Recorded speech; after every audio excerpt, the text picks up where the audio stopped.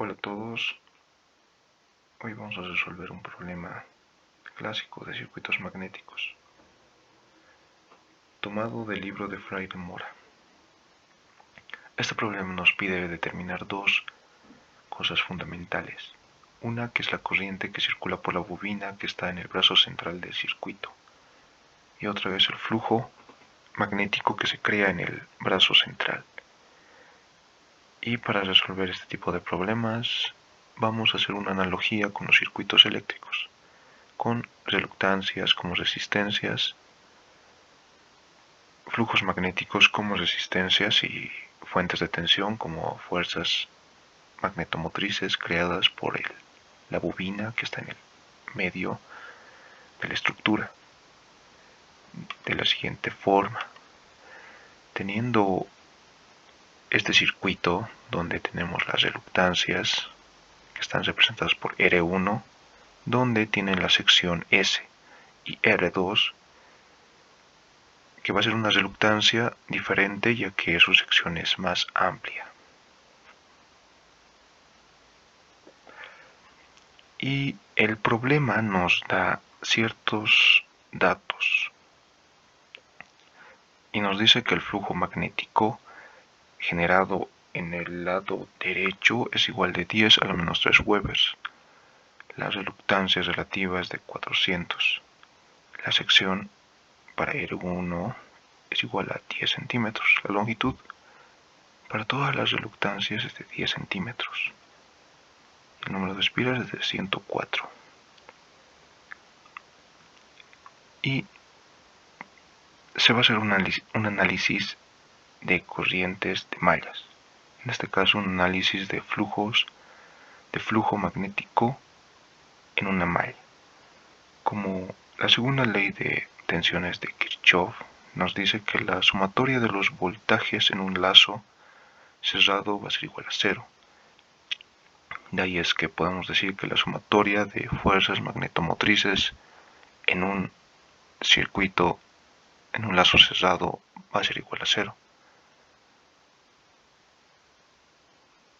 Y para las reluctancias 1, sus fuerzas magnetomotrices van a ser igual a las reluctancias por el flujo magnético que hay en ese lazo cerrado, en ese circuito magnético. De la siguiente forma, hay 3 reluctancias iguales, por lo tanto va a haber las mismas reluctancias y el flujo magnético va a ser el mismo, más la fuerza magnetomotriz 1 que va a ser generada por la bobina que va a estar en el centro, menos la reluctancia 1 por el flujo magnético que va a estar generado en el lado derecho, que lo hemos denominado flujo magnético 2. Y de ahí es que obtenemos la siguiente ecuación, donde sumamos términos semejantes y nos da 3 veces la reluctancia 1 por el flujo magnético 1, más 2 veces la reluctancia 2 por el flujo magnético 1, y la fuerza magnetomotriz menos la reluctancia 1 por el flujo magnético 2. Y esta va a ser nuestra ecuación número 1. Ahora, de igual forma se va a hacer para el lado derecho. Igual se aplica un análisis de mallas y vamos a obtener lo siguiente.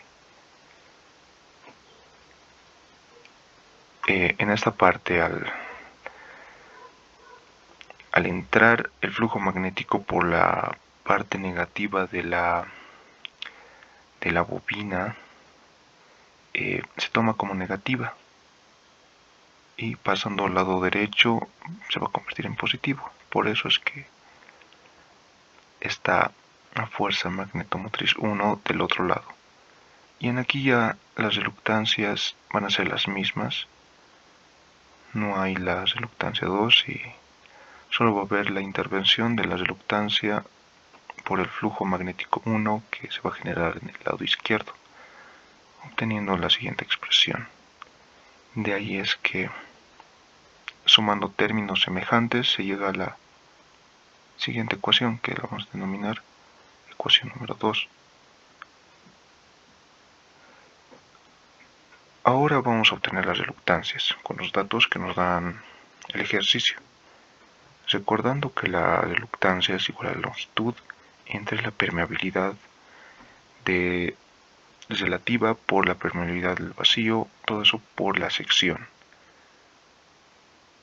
El problema nos da los valores en centímetros, pero hay que transformarlos a metros. Y transformándolo en metros vamos a tener lo siguiente. Y esto vamos a reemplazar en la fórmula donde nos va a dar un valor que lo vamos a denominar 3. De igual forma, para la reluctancia 2 nos da un valor. En este caso, la sección va a ser 2 veces la sección 1. Por eso es que se multiplica 2 por la sección 1. Y nos va a dar otro valor, reluctancia 2, que va a ser 4. Y ahora, ya hemos hallado estos datos, solo nos queda reemplazar en la ecuación número 1. De ahí es que podemos decir que reluctancia 1 y reluctancia 2, que sería 3 y 4, lo vamos a reemplazar en la ecuación número 1, de donde vamos a obtener lo siguiente. Calculando estos valores nos da lo siguiente. Y reordenando y sumando otra vez términos semejantes nos da la siguiente ecuación, que va a ser la ecuación número 5. Ahí también recordando que la fuerza magnetomotriz es también el número de espiras por la corriente. Y sumando términos semejantes se va a llegar a la siguiente ecuación, que la vamos a denominar ecuación número 5. De igual forma, reemplazando los valores de la reluctancia en la ecuación número 2, vamos a obtener lo siguiente. Y calculando estos valores, vamos a llegar a la siguiente expresión. Y de aquí, despejándolo y desordenándolo de mejor forma, vamos a hallar lo siguiente, que la vamos a denominar ecuación número 6. Una vez obtenido estas dos ecuaciones,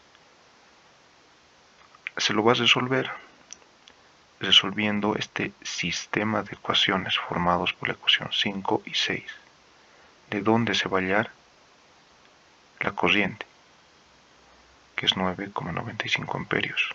También el flujo magnético 1, que va a ser menos 1,2 por 10 a la menos 3 Webers. Ahora, vamos a hacer un análisis de nodos. Si el flujo magnético 1 entra por la reluctancia del brazo central que está por arriba, más el flujo magnético del brazo central, va a ser igual al flujo magnético que sale, que sería el flujo magnético 2, de la siguiente forma. Flujo magnético 1 más el flujo central va a ser igual al flujo que sale, en este caso el flujo magnético 2. Y despejando la ecuación, obtenemos lo siguiente, y reemplazando los valores, vamos a llegar a la conclusión de que el flujo magnético generado en el centro del brazo del circuito magnético es 2,2 miliwebers.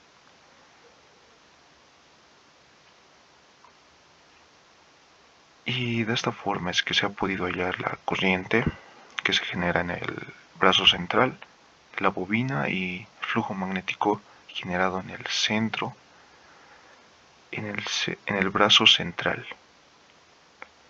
Y eso es lo que nos pedía el problema. Y esta es una forma de resolver este tipo de ejercicios.